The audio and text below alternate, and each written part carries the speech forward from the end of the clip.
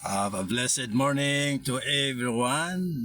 We have now again our regular program of sharing the word of the Lord. Our topic for today, a very exciting topic, nindot nga topic. Hingon kini og the power, the power to create wealth. The power to create wealth. Labi ka nindot ni siyang topic na atong pagkaisgutan karon. Atong pinaka-main foundational text nga atong kutlo dinhi sa Deuteronomy chapter 8 verse 18 akong basahon no sa ingon dinhi verse 18. But you shall remember the Lord your God, for it is He who gives you power to get wealth, that He may establish His covenant with His people. With His people. God bless His word upon our reading. The power to create wealth. Hallelujah. The power to create wealth. Kanibitang power. Kung wala kay power, wagi silbi. Kanibitang cellphone niya galubat na. Wagi reels. Mahimo. No? Wala. Gaya kaning picture. Mapost sa ato ang messenger atong Facebook. Kung wala na power ang atong cellphone kay naglobat na. So ato na isang pagtagad no na aning mabuo nga panahon. Ang Dios gatag kanatong gahom power. Ang una nga power gatag sa Ginoo sa ato kining atong kinabuhi nga hinulaman sa Dios, the only one life. Wala ang power no. Power na siya kaya kinabuhi gikan sa Dios, kamahanan ng Dios. Gihiupan kita, ikanta sa yuta, unya gibutangan og gahom, power, kinabuhi. Muna ang yuta na himo siyang living being. Muna siya ang original nga creation ni Lord. Yung palinang we are the highest creation among animals. Tarawang imong dagway sa imong silingan. Orag animal ang dagway pero animal na siyang highest animal. Nagkaibuhat sa Diyos na ay gahom, na ay power.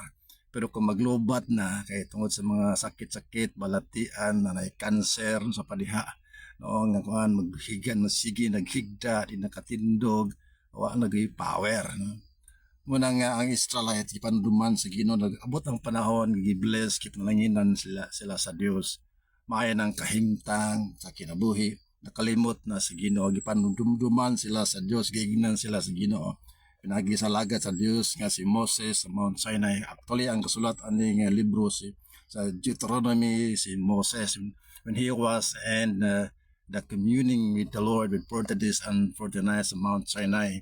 Ang Lord naghinabi kang Moses. Ani nga book ato ining pagtagad kay sagara karon nakalimot mata sa Dios libi na kay hayahay na atong kahimtang dagko na tag sweldo dagko na tag income dagko ang balay dagang sakyanan nakalimot na kita sa Dios kung wala ang power no wala ang power meaning wala ang kinabuhi wala gitay nahot, wala gitay silbi saon man nato ng atong wealth, saon man natong kwarta, pila imong bangko din na, pila ka bilyon, trilyon, kung imong kinabuhi, wala na gulay na. No? So nagpanduman sila sa Dios. Ako naghatag kanin ni og gahom to create wealth. Min ako naghatag kanyang kinabuhi. Ganun man hinambog man kamo, ang bugiro man kamo karon. Di na mo kailaki sa gahatag sa inyong kinabuhi, sa gahatag kanyang gahom. Magsuon. Sa nailad kita sa butang sa kalibutan. Di kita mailad kanyang butang sa kalibutan temporary lumalabay lamang bisang atong kinabuhi lumalabay lamang di gud unta moabot sa puntos nga diin mugarbo kita din na tambulingi itong silingan din na puta bulingi atagikan garbusa na ang tao na gilad kita sa yawa, gilad kita sa atong kontra no sa kalibutan. So gawas kita nga walay dala mo pauli putang way dala. Ang gahom gihatag sa Ginoo sa ato ang kinabuhi. Only one life we have to maximize this. Kung walay ka ng charge, walay ka ng gahom ang ato ang kinabuhi, wala tay kusog kada adlaw, wala gid tay mahimo. Muna nga permitang nagampo manang ang prayer nga giging ni Jesus kanato, give us today our daily bread. Dili lang na bread nga tinapay, literally is the bread of life mo si Jesus Christ, and atong life no mura na sa pagkaon every day. So wake up na to early in the morning is a brand new life from the Lord.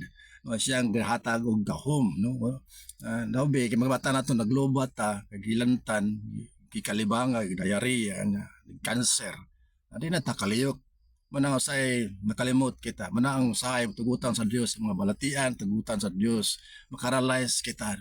Makarealize na kita. Sayang tao makarealize na sa my creator kung tuwa na siya sa hospital. Karundom ko sa usa ka young old guy no na hospital sa true story ni sa igsoon.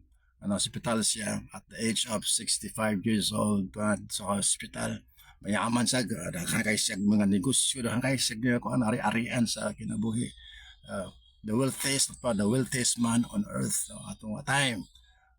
The true story no. Nakarealize siya na sa hospital. Paggagawas na sa billing sa hospital, gawas na agoy na mga bayro nun. Arang dako sa bayro nun. Hilak siya, pabig hilak niya. Ito yung alang doktor na, sir, anong hilak mo ka, sir? Wala ka ba ibayay sa hospital? Lingo-lingo sa na-adopt. Nung kahilak mo, kahit try sa hilak na na-touch siya pagkaya. Paglantaw niya sa billing sa hospital. Ang pinakadako dito nga bayronon niya igsoon. Ang pinadako niya nga bayronon, ang oxygen. Oxygen. Na-realize niya, nga kadiyang nakabaton siya og buot sa kinabuhi. Wa gid siya nagbayad og hangin, wala siya nagbayad og kanang mutabang sa iyang pagginhawa apan karon nagbayad na siya og hangin. O pinakadako nga bayad niya bayron nun ang hangin yang gihanggap kada oras no. Na-realize niya ang creator naghatag ka na itong ginhawa, ang hatag itong hangin nga libre walay bayad. So dili ta anak bito ang maabot ang mga puntos. Aya pa ta makarealize yan. Siya na naghatag ng gahom. Siya ang naghatag ng gahom kay eskwela ta. Siya naghatag ng gahom kinabuhi nga din ng kanegosyo ta. Siya nakahatag ng gahom kusog nga din mo improve ta, mo lambo ta. Apo di na ito malimtan ng Diyos. Salamat kayo sa mensahe sa Ginoo ning kabuntagon. Ayaw pa naman nakutlo nakuha sa atong pagbatbat sa pulong sa Ginoo. Ayaw gayud kalimot sa Dios. Matag buntag tayo sa buntag na gayud ang Ginoo. Salamat sa paglantaw, sa pag scroll follow and share para sa uban pa nato mga video nga atong i-upload din sa ato ang messenger sa ato ang account sa Facebook. God bless everyone. God bless everyone.